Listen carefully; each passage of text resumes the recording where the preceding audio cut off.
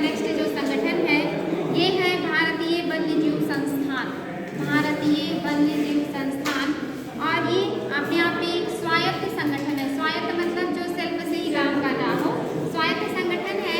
और ये स्थापित कब हुआ है? 1982 में। ठीक है, याद रखेंगे भारतीय वन्यजीव संस्थान। भारतीय वन्यजीव संस्थान एक स्वायत्त संगठन है। 1982 में इसकी स्थापना हुआ है। यानी कि वन्य जीवों के संरक्षण के लिए काम करता है, यानी कि किसी और से फंडिंग या ऐसी चीजें प्राप्त नहीं करता। ये सेल्फ सेवा से करने वाला एक संस्था है। इसके बारे में इतना जानेंगे और बाकी कुछ खास नहीं है। भारतीय वन सर्वेक्षण दूसरा जो संगठन है ये है भारतीय वन सर्वेक्षण। यानी कि इसका क्या काम है? जो भारतीय वन है, जो हमारे जंगल है, इनका सर्वेक्षण करना इसका मेन काम है। आपको पता है कि लगभग हर 2 वर्ष पर आपका जो वन रिपोर्ट है ये आता है। और कौन से नंबर का वन रिपोर्ट इस बार आया है? 16वें नंबर की। कब आया है? 2019 में आया है, लेकिन 21 में आना था, बट कोविड की वजह से आया नहीं है 17वां। अभी तक आपके पास 16वां ही वन रिपोर्ट है। और ये जो वन रिपोर्ट होता है ये क्या करता है? वनों की स्थिति देखता है। सबसे ज्यादा कहाँ है? क्षेत्रफल में कौन से राज्य में है सबसे ज्यादा? और सबसे ज्यादा प्रतिशत में मिजोरम में है। कौन से राज्यों ने जो है वनों के क्षेत्र में वृद्धि की है? कर्नाटक ने वृद्धि किया है। ये सारा पूछता है। मैंग्रोव सबसे ज्यादा कौन से राज्य में है? मैंग्रोव पश्चिम बंगाल में मैंग्रोव वन सबसे ज्यादा है। ऐसे इस तरह के जो क्वेश्चन है ये बनते हैं। तो ये आपका जो वन सर्वेक्षण है ये इंपॉर्टेंट है। ये स्थापना इसकी कब हुई है? 1981 में इसकी स्थापना हुई है। भारतीय वन सर्वेक्षण का जो स्थापना है 1981 में हुआ है। ये डेट जरूर याद रखेंगे, एग्जाम में आ जाता है। नहीं, सबका मुख्यालय नहीं रहता, सबका अलग रहता है। सबका मुख्यालय पूछता नहीं है। तो हाँ, ये जो भारतीय वन सर्वेक्षण है इसका देहरादून में है। लेकिन आपका जो नहीं भारतीय वन्यजीव संस्थान है, हर किसी का मुख्यालय न पूछता है और न ही आपको हर किसी का मुख्यालय पढ़ना जो इम्पोर्टेंट है। हाँ, इसका भारतीय वन सर्वेक्षण हाँ ये तो कई बार आया है, देहरादून में इसका मुख्यालय। ये चीज याद रखिएगा।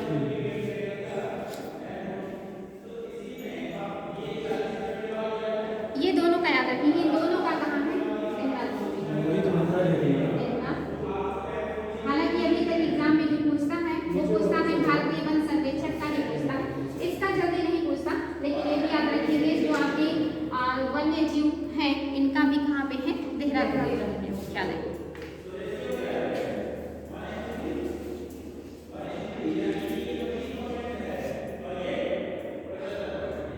नेक्स्ट है आपका केंद्रीय प्रदूषण नियंत्रण बोर्ड। ये पूछता है कि ये कैसी संस्था है, संवैधानिक है कि सांविधिक है। तो आपका जो प्रदूषण बोर्ड है ये सांविधिक संस्था है। ये बात जरूर याद रखेंगे कि केंद्रीय प्रदूषण बोर्ड एक सांविधिक संस्था है। और इसकी जो स्थापना है ये 1974 के अधिनियम के तहत किया गया है। 1974 का अधिनियम याद रखेंगे, इसी के तहत ये किया गया है। साथ ही जो आपका 1981 का जो है आता है वायु प्रदूषण या जो जल संरक्षण है ये भी इसी में शामिल है। इसके तहत ये काम करता है, यानी कि इसी के अंडर में काम करता है। तो आपका जो हाँ जो 74 में जल संरक्षण और जो वायु है 81 है, ये दोनों क्या है? इसी में इंक्लूड है। जो प्रदूषण मंत्रालय क्योंकि प्रदूषण से संबंधित है, तो ये वायु प्रदूषण हो या जल प्रदूषण दोनों को देखने का काम करता है, दोनों की निगरानी में जो वर्क करता है।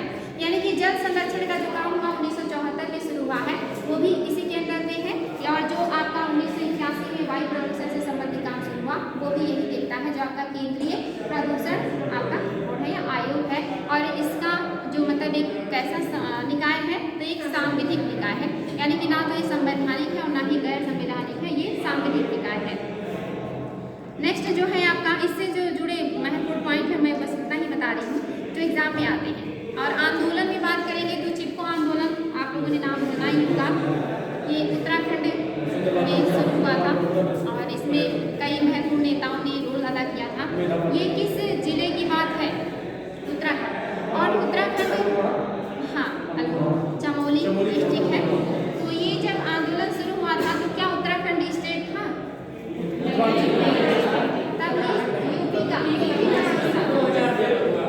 2000 में हुआ है। और 2000 में आपके दो और भी स्टेट बटे थे, कौन से थे?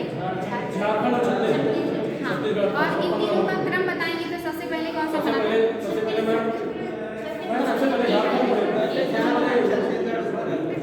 पहले पहले एमपी से छत्तीसगढ़ अलग हुआ है 2000 में। डेट याद है किसी को? 1 नवंबर 2000 छत्तीसगढ़ हुआ है। हाँ 9 नवंबर 2000 उत्तराखंड हुआ है और 15 नवंबर 2000 हाँ, वेरी नाइस। ये एग्जाम में बहुत ज़्यादा क्वेश्चन आता है। 1 और आपका जो है 9 और 15, ये डेट याद रखेंगे। तीनों स्टेट का 1 by 1 करके सीरियल से अलग किया गया था। हाँ, तो जो आपका यूपी का ये पार्ट था जब ये आपका चिपको आंदोलन हुआ था, और ये चमोली डिस्ट्रिक्ट की बात थी। यहाँ पर जो है हजारों की संख्या में जो पेड़ थे उनको काटने का परमिट लेकर के जो लोग थे वो आए थे। तो इस काटने का जो मतलब परमिट उन्हें मिला था, इसको रोकने के लिए वहाँ की जो महिलाएं थी और वहाँ के जो लोग थे उन्होंने क्या किया है, जा करके पेड़ से चिपक गए थे।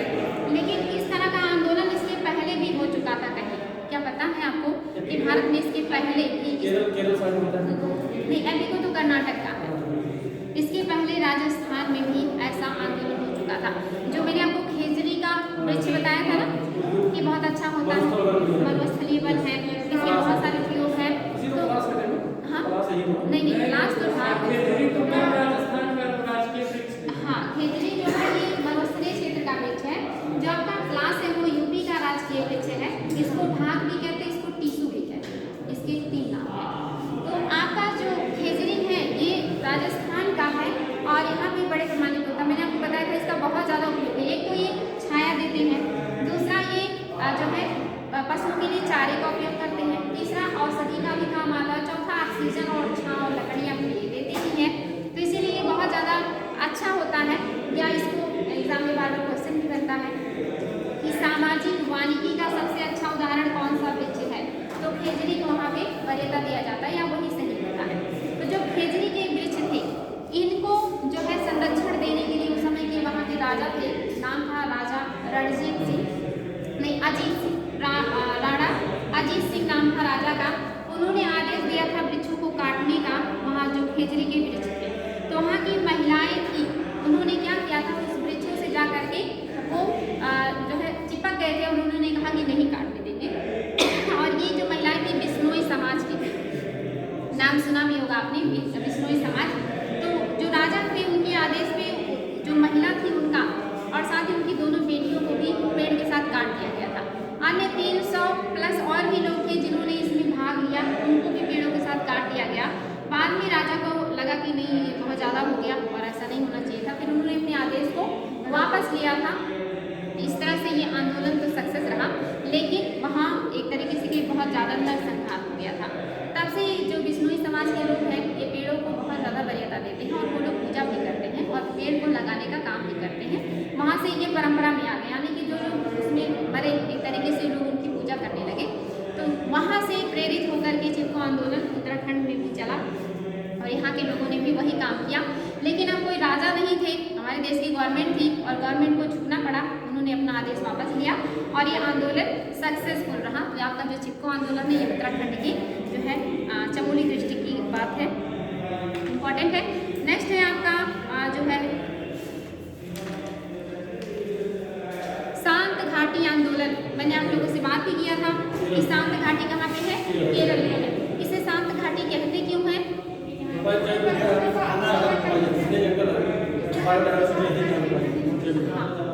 पश्चिमी घाट आपका एक हॉटेस्ट हॉट स्पॉट है, यानी कि जैव विविधता बहुत ज़्यादा है।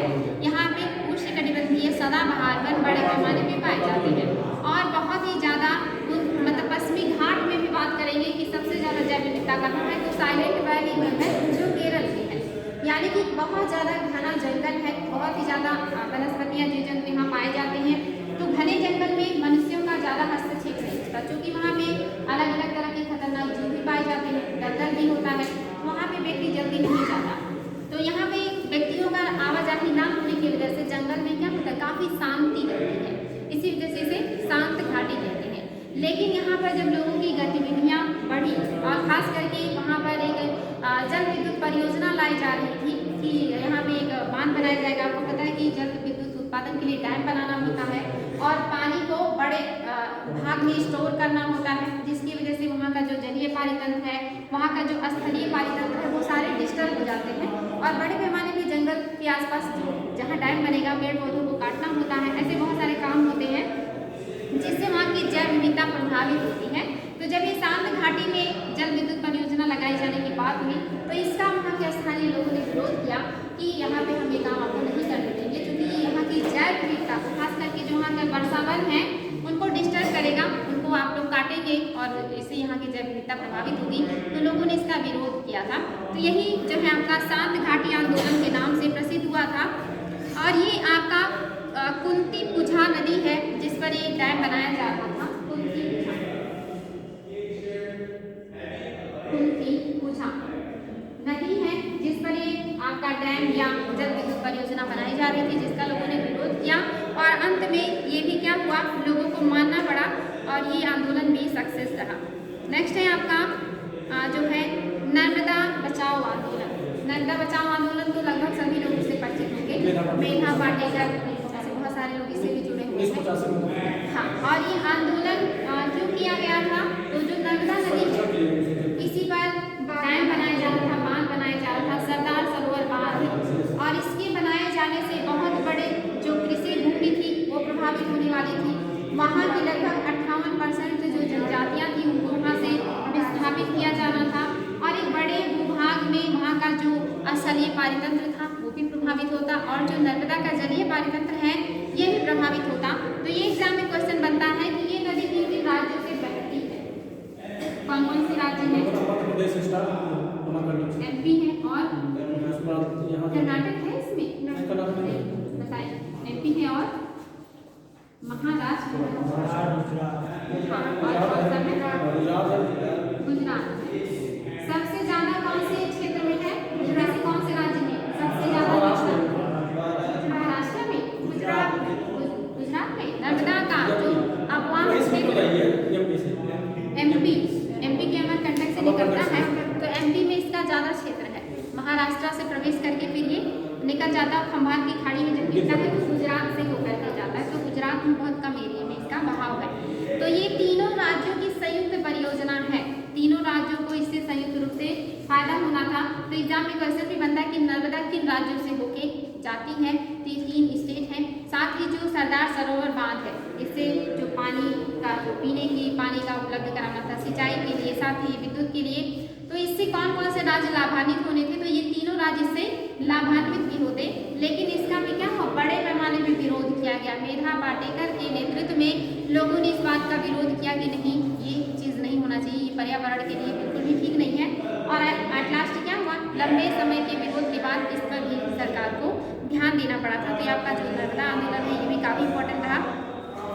नेक्स्ट है आपका एप्टिको आंदोलन। ये किस राज्य से है, कर्नाटक। हाँ, कर्नाटक में भी ये वन संरक्षण को लेकर के आंदोलन चलाया गया था कि जो वन है उनकी कटाई पर रोक लगना चाहिए और जो वन है उनकी सुरक्षा पे ध्यान दिया जाना चाहिए। बिल्कुल चिपको आंदोलन जैसा ही है, लेकिन इसको एपिको नाम दिया गया है और ये कर्नाटक से संबंधित है। ये भी वन संरक्षण के लिए ही चलाया गया आंदोलन है, ये बात भी याद रखेंगे। नेक्स्ट है आपका जंगल बचाओ आंदोलन। 1980 के दशक में आंदोलन चला था, जंगल बचाओ आंदोलन। ये बिहार से शुरू हुआ था और वर्तमान झारखंड, उड़ीसा, इन तीनों स्टेट में फैल गया था, क्योंकि ये क्षेत्रों में बहुत ज़्यादा वन पाए जाते हैं, खास करके झारखंड और उड़ीसा। और झारखंड से सटा हुआ जो आपका बिहार का क्षेत्र है, ये पूरा जनजातियों का इलाका है और यहाँ पे बहुत सघन वन पाए जाते हैं, यानी कि सागौन वगैरह के जो वन होते हैं यहाँ पे बड़े पैमाने पर मिलते हैं। तो ऐसे वनों के संरक्षण के लिए ये आंदोलन चलाया गया था, जिसका नाम था जंगल बचाओ आंदोलन। ये आंदोलन 3 राज्यों में फैला था, बिहार से कट के झारखंड बना था, झारखंड, बिहार और उड़ीसा में ये आंदोलन चला था, जंगल बचाओ आंदोलन। ये चीज़ याद रखेंगे। और किस वृक्ष के जो है सुरक्षा के लिए चलाया गया था, साल, सागौन, जो आपके वृक्ष होते हैं इनकी सुरक्षा के लिए, क्योंकि इनकी कटाई बड़े पैमाने पे होती है। ये सबसे मजबूत इमारती लकड़ियाँ हैं जिनका उपयोग आपके रेलवे स्लीपर्स से लेकर के हर जगह होते हैं। और ये उष्णकटिबंधीय आपके कैसे वन है, सदाबहार है, पर्णपाती वन है, लेकिन कैसे आर्द्र पर्णपाती वन है। शुष्क में बात करेंगे तो हम लोगों के आम, शीशम, ऐसे महुआ, ये सब आपके शुष्क पर्णपाती। ये संख्या में 8 पर्णपाती, यानी कि जहाँ पे 100 से 200 सेंटीमीटर वर्षा मिलता है वहाँ पे 8 पर्णपाती होते हैं। और इनकी उपस्थिति मध्य प्रदेश, उड़ीसा, छत्तीसगढ़, झारखंड, बिहार के क्षेत्रों में बड़े पैमाने में पाया जाता है और ये हमारे लिए इमारती लकड़ियों के रूप में काफ़ी उपयोगी होते हैं। तो इन्हीं की सुरक्षा के लिए जंगल बचाओ आंदोलन चलाया गया था। नेक्स्ट है आपका वनदान। ये वनदान जो है इसकी स्थापना वंदना शिवा ने किया 1982 में। वंदना शिवा ये एक संगठन है वनदान, इसकी स्थापना 1982 में जो है वंदना शिवा ने किया था। और ये भी क्या है आपके वन और पर्यावरण संरक्षण के लिए चलाया गया आंदोलन है। तो ये भी इम्पोर्टेंट है, इसको याद रखेंगे। नेक्स्ट है आपका गंगा बचाओ आंदोलन। गंगा को बचाने के लिए भी आंदोलन चलाया गया, क्योंकि गंगा आप जानते हैं धीरे धीरे क्या बहुत ज़्यादा प्रदूषित होती जा रही है। इसका जो जैव विविधता है वो नष्ट हो रहा है और हमारी ये राष्ट्रीय नदी ही है, साथ ही ये अपनी जल गुणवत्ता के लिए पूरे भारत में प्रसिद्ध है, इसीलिए गंगा कहा जाता है। इसके अलावा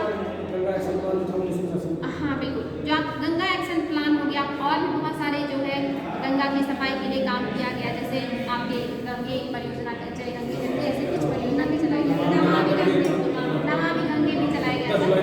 हाँ, तो ये इसको बचाने के लिए बहुत सारे जो है प्रोजेक्ट लाए गए हैं। लेकिन गंगा बचाओ जो मतलब बात की गई कि जो गंगा है उनकी जो जैव विविधता है, उनका जो पारिस्थितिकी तंत्र है उनको बचाने की बात की गई थी, तो गंगा के संरक्षण के लिए बात की थी। हालांकि इस पर बहुत ज़्यादा काम किया भी गया, लेकिन रिजल्ट उतना नहीं आया।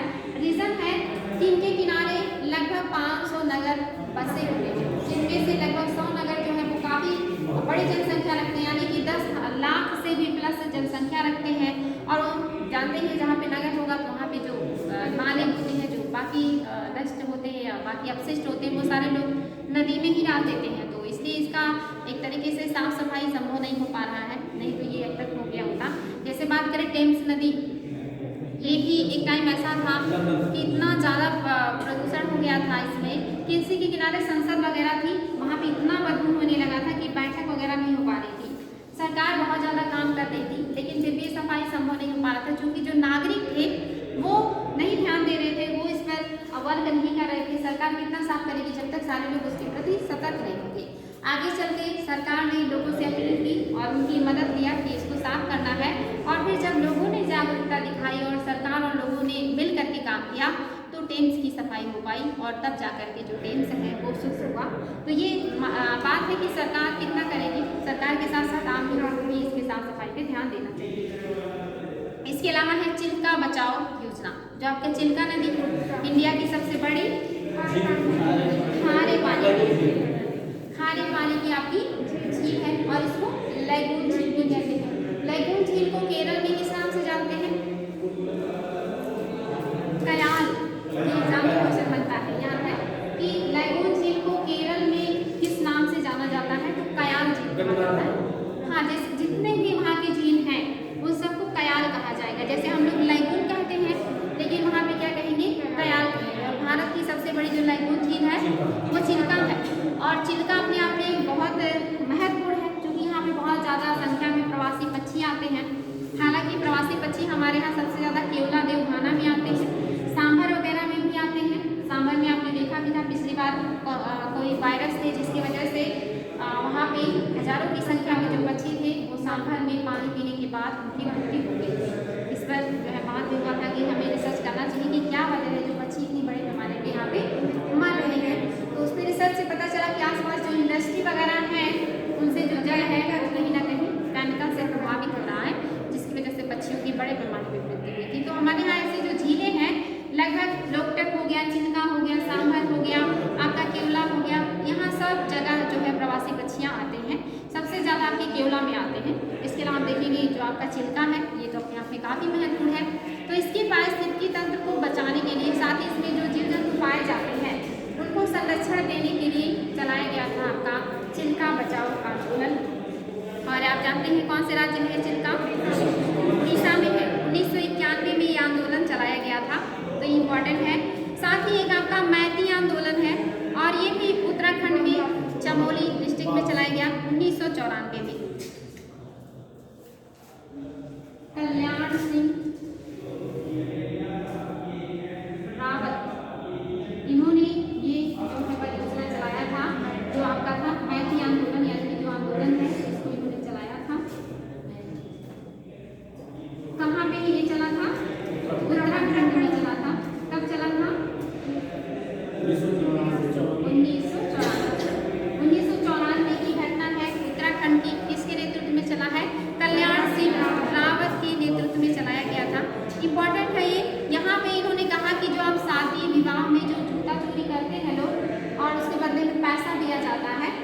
उसकी जगह पे आप अपनी वाइफ के यहाँ एक पेड़ दे दिया कीजिए, यानी कि पौधा दीजिए। तो ये बहुत अच्छा जो भी हाँ बहुत ही बढ़िया था कि लोग शादी में और कुछ ना दे करके पेड़ पौधे ही देते। अब कोई एक तो देगा नहीं, देगा तो थोड़ा ज़्यादा ही देगा, प्रतिष्ठा की है। और कितना अच्छा हो कि शादी में इनके ससुराल से इतना पेड़ आया यादगार भी रहे, जब भी जाए तो सोचेंगे ये हमने दहेज में दिया था तो ये परंपरा जो आपकी मैती आंदोलन है इसी से संबंधित है। हाँ बिल्कुल, बहुत अच्छा है। और अगर फल फूल के दे दिए तो फिर आने में वो खाने को बहुत देगा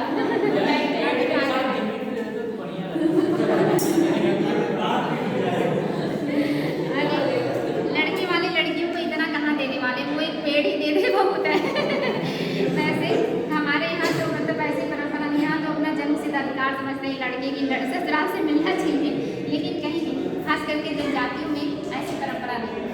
वहाँ लड़कियाँ जाते हैं लड़कों को देखने, कहीं कहीं तो लड़कों की विदाई भी होती है। आप इंडिया की बात करें ऐसा कहाँ होता है? तो आपके यहाँ इतनी अच्छी अच्छी जनजातियाँ पाई जाती हैं वहाँ पे और ऐसा होता है जनजातियाँ ऐसी हैं जहाँ पे जो लड़का है वो लड़की की शादी से पहले एक जोड़ी जानवर दे करके आता है लड़की के घर, ऐसी भी परंपरा है। काल में तो हुआ करता था ना, जो लड़की का पिता था ब्रह्म विवाह, लड़के का आठ तरह के विवाह होते हैं।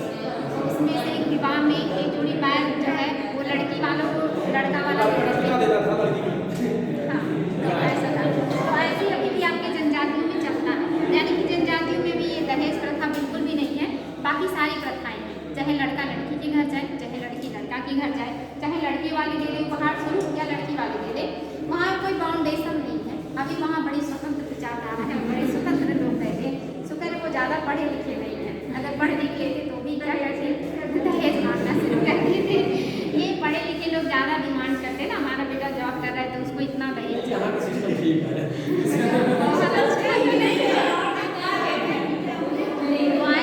वॉइस को तो अच्छा ही लगेगा, उनको तो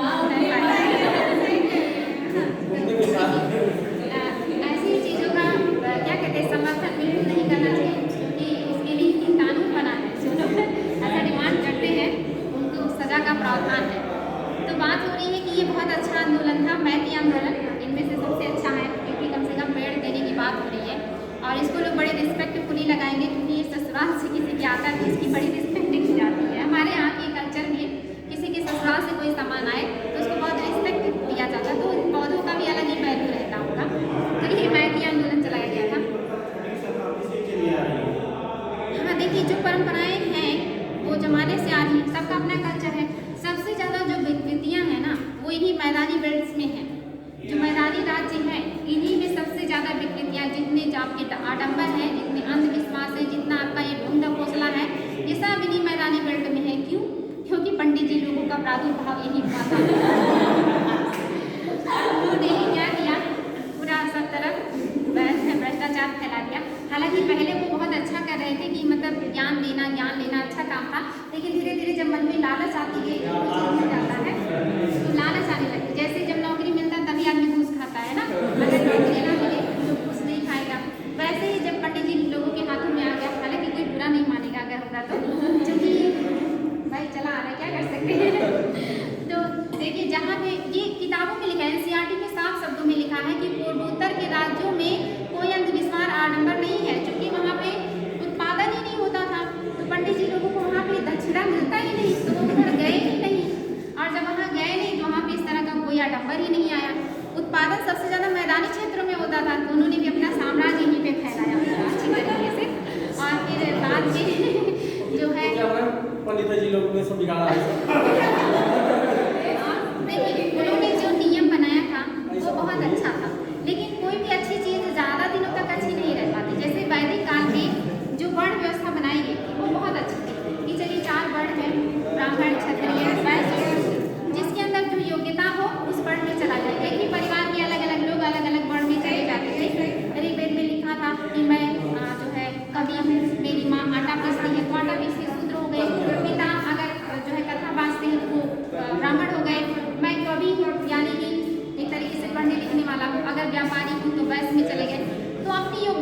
आपके अंदर टैलेंट है तो आपको बिल्कुल अधिकार है, आप किसी भी वर्ड में जाइए। लेकिन उत्तर वैदिक काल में जब उत्पादन बढ़ गया, क्योंकि वैदिक काल में उत्पादन होता नहीं था, पशुचारण होता था, तो कोई चीज़ मिलता नहीं था किसी को, क्योंकि दान देना और दान लेना जो ये दिया गया था, ये किसी पंडित जी जो वर्ण होते हैं कि ब्राह्मण वर्ग को या वर्ण को मिला था ये अधिकार कि वो दान दे भी सकते, दान ले भी सकते, बाकी लोग सिर्फ देंगे लेंगे। तो जब वैदिक काल था, वैदिक काल में उन्हें कुछ बहुत ज़्यादा मिला नहीं, क्योंकि उत्पादन था नहीं, पशुचारण करते थे लोग, तो वो भी संतुष्टि थी उनको भी कि कोई दिक्कत नहीं, चाहे जो जिस बढ़ के चला जाए। लेकिन उत्तर वैदिक काल में जब लोगों ने पशुपालन छोड़ करके कृषि काम शुरू किया और लोहे के फाल से जुताई करके मतलब जो है फसलों को रोपाई किया, उत्पादन अधिशेष हुआ, तो पंडित जी को लगा कि नहीं आप सारे लोग ले सकते हैं, तो उन्होंने कहा नहीं जो जिस वर्ण में है वो उसी में रहेगा, उसके बाहर नहीं जाएगा।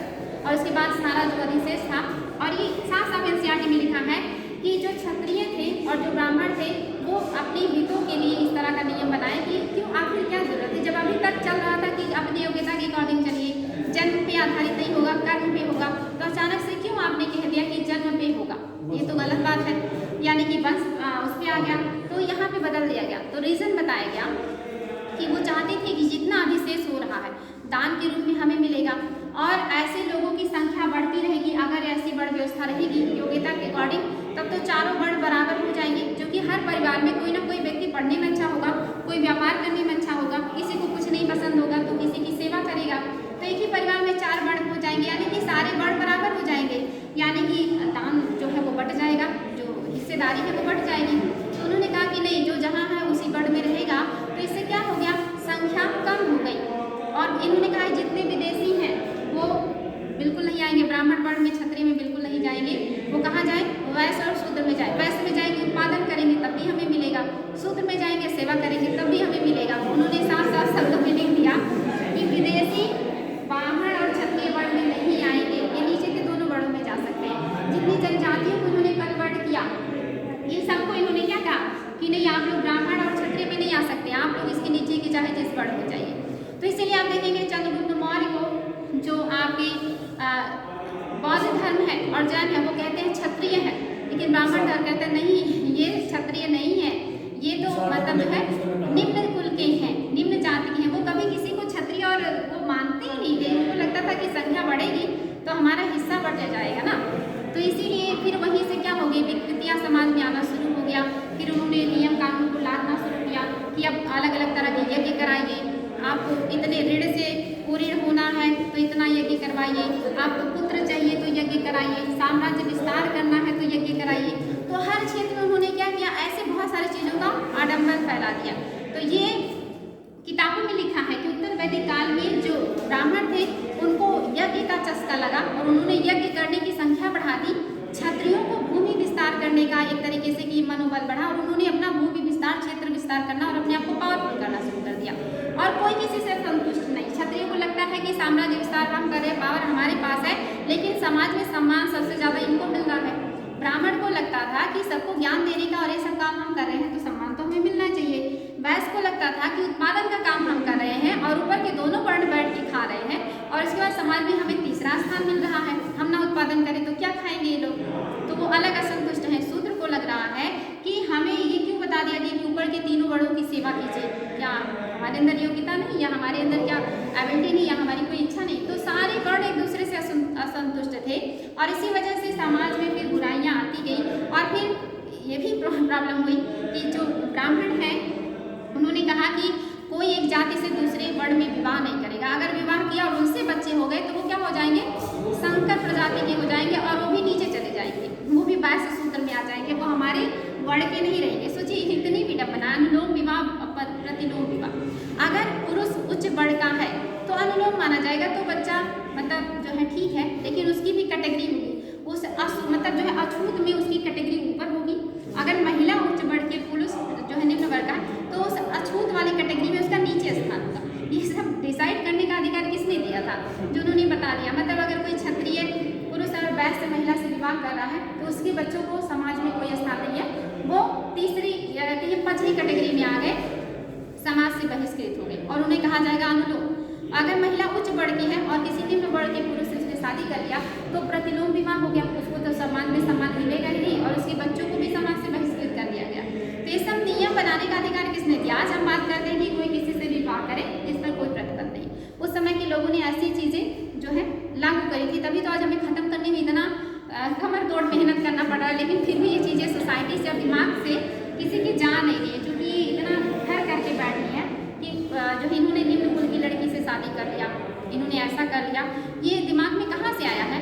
उत्तर वैदिक काल से शुरू हुआ और वो बढ़ते बढ़ते इतना बढ़ गया कि अंग्रेज जैसे लोग जो पहले कभी भारत के सामान के लिए जान छिड़कते थे, रोते थे, या कहिए कि उनकी हिम्मत नहीं थी बात करने की, फिर उन्होंने अच्छे से शासन किया। क्योंकि हमारा जो माइंड है वो बहुत एक तरीके से कि डिक्रीज हो गया, इसीलिए तो कहा गया पुनर्जागरण काल कि फिर से जागो। एक बार कभी जगे थे, सो गए, तभी ना पुनर्जागरण आया कि फिर से जागो, सो चुके हो, क्योंकि दिमाग में अब पूरा भूसा भर गया है, कुछ सोचने समझने की क्षमता आप लोगों के अंदर रह नहीं गई है। तो इसीलिए फिर से पुनर्जागरण काल आया और अलग अलग जो विद्वान है उन्होंने लोगों को जगाने का काम किया। और एक काम 6वीं शताब्दी से ही शुरू हो गया। किसने? महात्मा बुद्ध ने, महावीर स्वामी ने जगाया, फिर भी वो असफल रहे। तो आगे चल करके मध्यकाल में आपके देखेंगे कबीर हैं, गुरु नानक हैं, रैदास हैं, ऐसे बहुत सारे दक्षिण के उत्तर के संतों ने लोगों को जगाया। सूफी संतों ने भी लोगों को समझाया कि ऐसा कुछ नहीं, आप ही के भाई हैं, सबके अंदर एक ही खून है, ऐसी बहुत सारी बातें, वो भी काफ़ी हद तक सक्सेस रहे।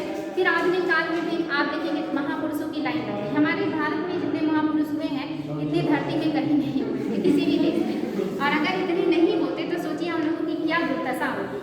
शुक्र है कि समय समय पे लोगों ने आके जगाया, कि थोड़ा सा सोचने की क्षमता विकसित की। आधुनिक काल में महात्मा गांधी, विवेकानंद, मतलब ऐसे दर्जनों लोग हैं, दर्जनों क्या असंख्य लोग हैं जिनकी बात करें तो उन्होंने ज्ञान का भंडार उड़ेला लोगों के लिए, समझाया लोगों को, प्रयास किया। राजा राम मोहन राय हैं, दयानंद सरस्वती हैं, ऐसे बहुत सारे लोग हैं, इतने नाम गिनाए तो ये भी है। ये क्वेश्चन आता है कि बताइए हमारे देश में उतनी ज़्यादा रूढ़ियाँ पैर नहीं जमा पाई जितना अन्य जगह जमा पाई। रीज़न इसके लिए बहुत सारे बताए जाते हैं। एक तो ये बताया जाता है कि हमारा आर्ट एंड कल्चर में ये सारी चीज़ें पढ़ने को मिलती हैं कि क्यों बहुत सारे जो देश हैं वहाँ पे आराम से इस्लामीकरण हो गया, लेकिन भारत में इस्लामीकरण पूरी तरह से नहीं हो पाया, वो हमारे संस्कृति का हिस्सा बन गए। तो ये उसे बताया जाता है कि हमारी संस्कृति में अडाप्टेशन का हो गया, हमने शुरू से ही लोगों को अडाप्ट किया है। दूसरा कि हमारे यहाँ समय समय में महापुरुषों का जन्म होता था और उन्होंने समय समय पे हमें मार्गदर्शन दिया, जिसका एक बड़ा असर था कि हम पूरी तरह से रूढ़िवादी नहीं हुए। ऐसे बहुत सारे रीज़न आप लोगों को बताए जाएंगे कि क्यों हमारी संस्कृति इतनी सारी विविधता के बावजूद फिर भी हम इतने कट्टर नहीं हैं, इतनी मतलब जो है असहिष्णु नहीं है। ऐसी बहुत सारी क्वालिटी हमारे अंदर आज भी विद्यमान है। ये आर्ट एंड कल्चर का विषय है। फिलहाल तो हम पर्यावरण पे आ जाते हैं। चलिए क्वेश्चन बताइएगा। आपका क्वेश्चन है, यस, भारत की जैव ईंधन की राष्ट्रीय नीति के अनुसार, देखिए ये क्वेश्चन आपके कॉमन सेंस का है, ये आपको किसी वैसे किताब में नहीं मिलेगा, करंट में मिलेगा, लेकिन ये आपके कॉमन सेंस का क्वेश्चन है कि कौन सी चीज़ों का उपयोग करके आप जैविक ईंधन बना सकते हो। जैसे आप उन्हीं चीज़ों का बनाओगे जो आपके यूज़ का नहीं होगा, ठीक है, तो जैविक ईंधन आप किनसे बना सकते हैं, IAS का क्वेश्चन है। तो आपका क्वेश्चन है, भारत की जैव ईंधन की राष्ट्रीय नीति के अनुसार जैव ईंधन के उत्पादन के लिए निम्नलिखित में से किनका उपयोग कच्चे माल के रूप में किया जाता है। जैव ईंधन मीन्स जो जिसमें जान होता है, जैसे आपके अनाज, जैसे आपके जो पेड़ पौधे होते हैं, इनसे जो उत्पादित पदार्थ होता है वो जैव ईंधन में आता है। तो आपको बताना है, ये करंट का आपका उस समय का क्वेश्चन है। आपका ऑप्शन है कसावा, दूसरा है क्षतिग्रस्त गेहूं के दाने, यानी कि वे दाने जो अब यूजलेस हैं, तीसरा है मूंगफली के बीज, चौथा है कुल्थी, पांचवा है सड़ा आलू और छठा है चुकंदर। अब आपको फ्रूट में बताना है। आपके पास ऑप्शन है 1, 2, 5, 6, लिख दें ऐसे आप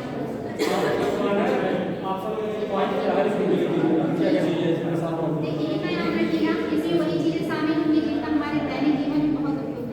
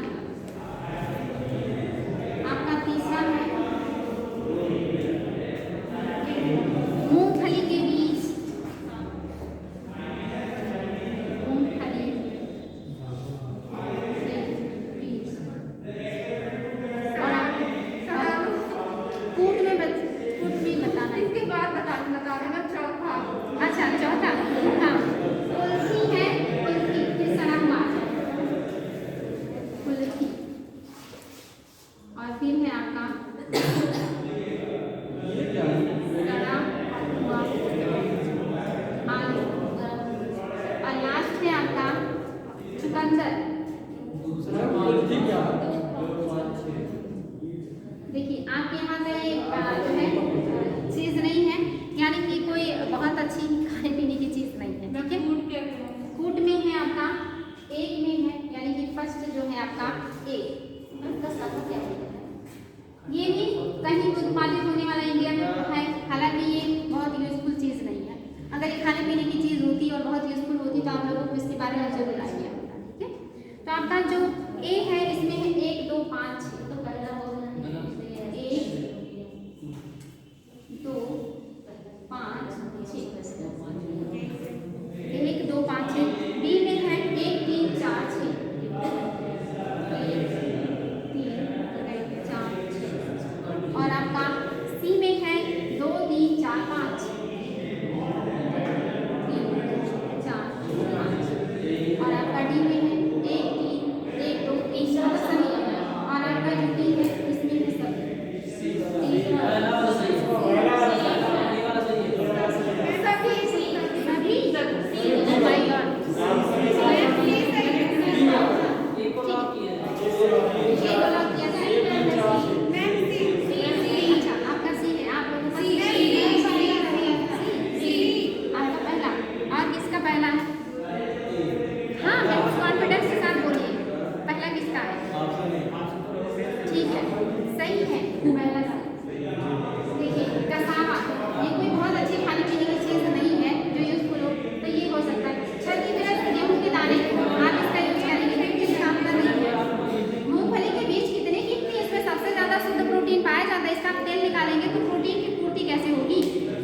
बादाम है ये, इसका तेल कैसे बनाएंगे आप? तो इसको एलिमिनेट कर दीजिए आप। अगर 3 आपने एलिमिनेट कर दिया तो आपके इसमें भी है, ये भी गया, इसमें भी ये भी गया, इसमें भी ये गया, 3 ऑप्शन निकल गया आपके अपने आप आंसर आ जाएंगे। सड़ा हुआ आलू तो आएगा ही, तो अपने आप आपका 5 आ जाएगा। और चुकंदर का हम चीनी भी बनाते हैं तो हम तेल भी बना सकते हैं, क्योंकि ये हमारे खाद्य पदार्थों में लिखा है, इससे सलाद में उपयोग आता है, तो ये हमारे भोजन का बड़ा हिस्सा नहीं है।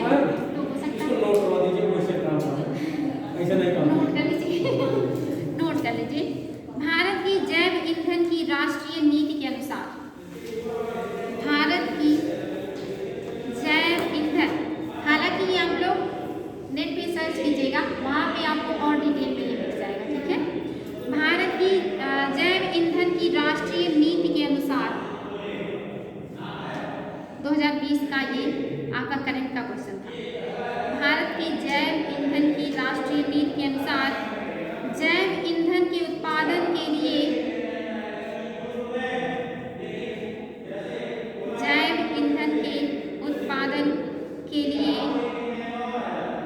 निम्नलिखित में से किसका या किन का उपयोग कच्चे माल के रूप में हो सकता है? किन का उपयोग कच्चे माल के रूप में हो सकता है?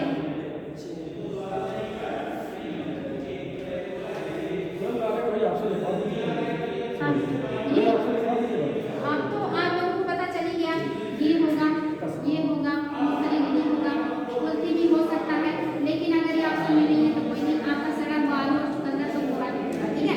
बाकी सर्च कीजिएगा कि आपका जो राष्ट्रीय नीति आया था जैव ऊर्जा के लिए, सर्च करेंगे तो पूरा डिटेल जानकारी आपको मिलेगा, उसका जरूर नोट्स बना लीजिएगा, क्योंकि IAS में अपडेटेड चीज़ें आती हैं। अब IAS के लिए आउटडेटेड हो चुका है, लेकिन पीसेस वगैरह भी आ सकते हैं। नेक्स्ट है आपका, देखिए ध्यान से सुनिएगा, निम्नलिखित तथ्यों पर विचार कीजिए। पहला है भारतीय वन अधिनियम 1927 में क्या किया गया? उसकी जगह पे रिप्लेस किया गया 2017 आया, 1927 का जो था उसको हटा करके संशोधित करके 1917 आया। तो कह रहा है भारतीय वन अधिनियम 1927 में हाल में हुए संशोधन के अनुसार वन निवासियों को वन क्षेत्रों में उगने वाले बांस को काट गिराने का अधिकार है। हाँ, तो ये क्या कह रहा है बच्चा, पहले ध्यान से सुनिए। भारत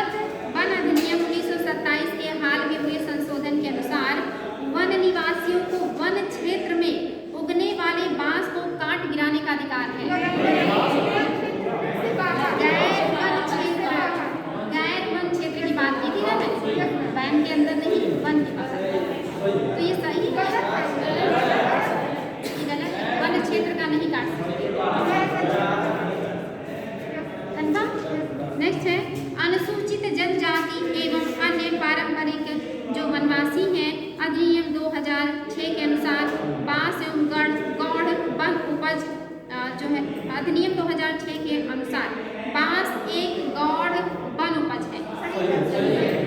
दूसरा, अनुसूचित जाति एवं अन्य पारंपरिक वनवासी अधिनियम 2006 वन निवासियों के गौण वन उपजों के स्वामित्व की अनुमति देता है।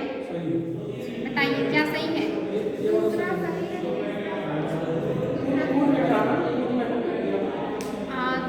कोट में है आपका पहला दूसरा, तो पहला तो एलिमिनेट हो चुका है, केवल तीसरा, फिर है दूसरा तीसरा और सभी, तो सभी भी नहीं होगा, दूसरा तीसरा सही है। ठीक है, नेक्स्ट है ये, इसीलिए तो ये अधिनियम लाया गया कि उनको अधिकार दिया जाए, लेकिन वन के बाहर के जो है बस उसी को लोग काटेंगे, वन के अंदर नहीं काटेंगे। लेकिन वन के अंदर का जो उत्पाद है उस पर जनजातियों का और वहाँ रहने वाले लोगों का अधिकार होगा। इसका संरक्षण करने के लिए ये अधिनियम आया था। नेक्स्ट है आपका पर्यावरण संरक्षण अधिनियम 1986 भारत सरकार को सशक्त करता है। किसके लिए? पहला है वह वन पर्यावरण संरक्षण की प्रक्रिया में लोक सहभागिता की आवश्यकता को और इसे हासिल करने की प्रक्रिया और रीति का विवरण देता है। दूसरा है यह विभिन्न स्रोतों से पर्यावरणीय प्रदूषण के उत्सर्जन का विसर्जन के मानक निर्धारित करे। बताएं क्या सही होगा इसमें? पहला नहीं, सिर्फ पहला, सिर्फ दूसरा, दोनों या कोई नहीं, दोनों सही हो जाएगा। ठीक है, कंफर्म है ना? 1986 का जो आया था अधिनियम, इसमें आम लोगों को भी शामिल किया गया था कि आपका भी पूरा मदद चाहिए, आप भी सहयोग कीजिए ताकि हम अपने काम को पूरा कर सकें। तो दोनों सही है। नेक्स्ट आपको बताना है संकटपूर्ण वन्य जीव पर्यावास की परिभाषा पर अधिनियम 2006 में जो आपका संकटपूर्ण वन्य जीव पर्यावास की परिभाषा वन अधिनियम 2006 में समाविष्ट है। क्या ये वन संरक्षण अधिनियम 2006 में संकटपूर्ण वन्य जीव पर्यावास शामिल है? दूसरा है भारत में पहली बार वैगा जो कि जनजाति है को पर्यावास अधिकार दिए गए। तीसरा है केंद्रीय पर्यावरण वन एवं जलवायु परिवर्तन मंत्रालय भारत के किसी भाग में विशेष रूप से कमजोर जनजातीय समूह के लिए पर्यावास अधिकार पर आधिकारिक रूप से निर्णय लेते हैं और उसकी घोषणा करते हैं। तो कोड में बताना है 1, 2, 3 या सभी या कोई नहीं। मैम सभी बताइए। देखिए नहीं, पहला दूसरा सही है कि जो संकटपूर्ण वन्य जीव पर्यावास यानी कि उनकी जगह बदलने से है, उनका अपना जो पर्यावास है आवास है उसके बदलने को लेकर के है, इसका उल्लेख इसमें किया गया है। और साथ ही जो आपकी बैगा जनजातियां हैं इन्हीं के पर्यावास को लेकर के पहली बार बात की गई थी, बैगा जनजातियों का पर्यावास। ठीक है, ये सब करंट से जुड़े हुए क्वेश्चन है, यानी कि ये जब करंट में थे तब के क्वेश्चन है। ठीक है, हाँ, हालांकि इनका जो उपस्थिति है ये आपकी जो झारखंड के आसपास भी पाया जाता है, कुछ आपके पूर्वोत्तर के राज्यों में भी मिलती है। तो इन्हीं की हैबिटेट पे जो खतरा आया था उसी को लेकर के पर्यावास को लेकर गवर्नमेंट काम कर रही थी, तो इसको भी 2006 में ही शामिल किया गया, क्योंकि ये क्या है वनों में रहने वाली जनजातियाँ हैं तो इनके संरक्षण की बात की गई है। लेकिन ये वन और पर्यावरण जो केंद्रीय मंत्रालय है ये नहीं कर रहा है, बल्कि इस क्षेत्र से संबंधित जो जनजातीय मंत्रालय है वो काम कर रहा था। ठीक है, नेक्स्ट है आपका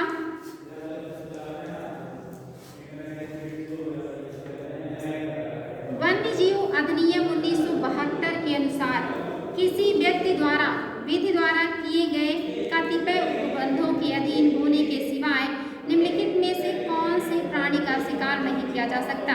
इनमें से कौन से प्राणी हैं जो वन्य जीव संरक्षण अधिनियम 1972 के तहत जिनको संरक्षण दिया गया है? ऑप्शन में है घड़ियाल, दूसरा है भारतीय जंगली गधा, तीसरा है जंगली भैंस।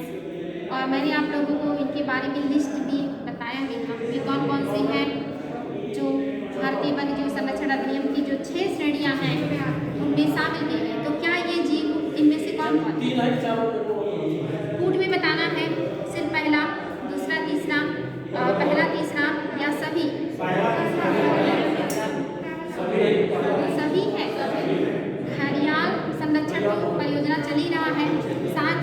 आपका भारतीय जंगली अपनी गधे हैं, ये भी क्या है, संरक्षित किए गए हैं। और जंगली जो भैंसे हैं, इनका भी संरक्षण का काम चल रहा है।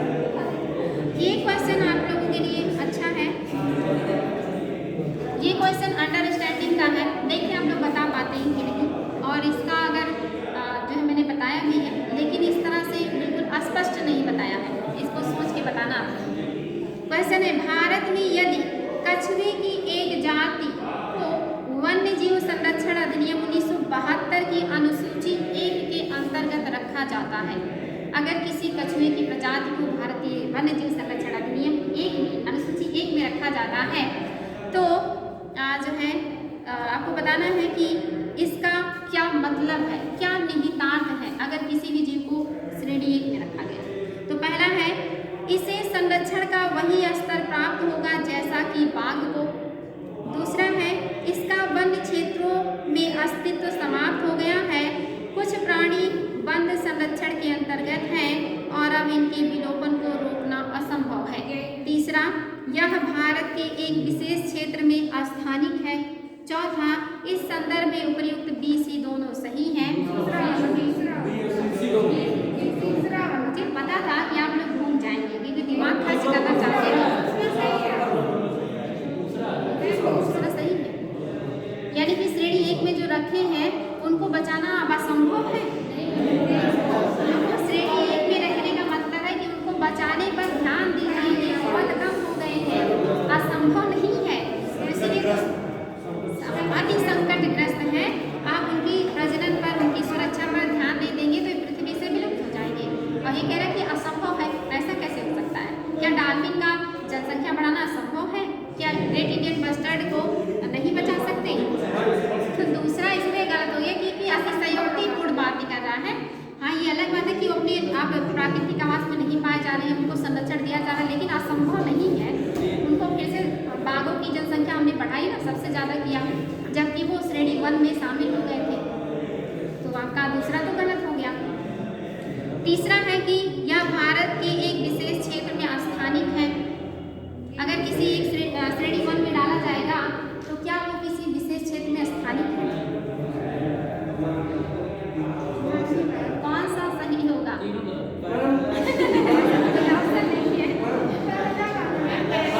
पहला वाला सही है, बाघ को श्रेणी 1 में रखा गया है, यानी कि वो अति संकटग्रस्त है। तो अगर किसी को अनुसूची 1 में रखा गया, यानी कि जैसे कि बाघ को संरक्षण दिया जा रहा, वैसे अब उसको भी संरक्षण दिया जाएगा। ठीक है, बस इतनी सी बात थी। नेक्स्ट है आपका, हाँ, ये आप लोगों को बताना है। इसमें से 2 तो आप लोग आंख बंद करके बताएंगे और 2 में 50-50 वाला बनेगा सिचुएशन। और मैंने इसके बारे में आप लोगों को बताया भी नहीं, इसलिए आप लोग यहाँ पक्का जो है गलत करेंगे। निम्नलिखित युग्मों में से कौन सा सुमेलित नहीं है? ऑप्शन में है एपिको आंदोलन, पी हेगड़े। दूसरा, चलिए, एपिको आंदोलन है पी हेगड़े। दूसरा में आपका जो है चिपको आंदोलन, नर्मदा बचाओ। चिपको, ये कौन चलाए हैं?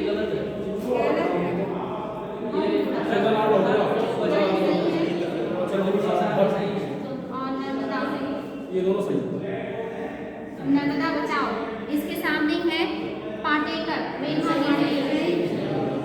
अब ये मुझे पता था, 2 बात उनको पता है, आप 50-50 पे आएगा। अब नेक्स्ट है आपका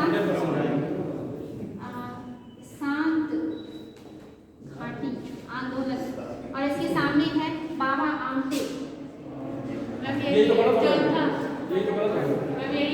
ये मैम जो है ना, बिल्कुल ये सही है, ये गलत है, ये सही है। नेक्स्ट है आपका, भारत में वन संरक्षण अधिनियम कब पारित किया गया? मुझे पता था कि सारे लोग गलत करने वाले। क्वेश्चन सुनिए, आप जो बता रहे हैं वो ऑप्शन में नहीं है। क्वेश्चन है, भारत में वन संरक्षण अधिनियम कब पारित किया गया? 1978, 1978, 1979, 1980, 1980।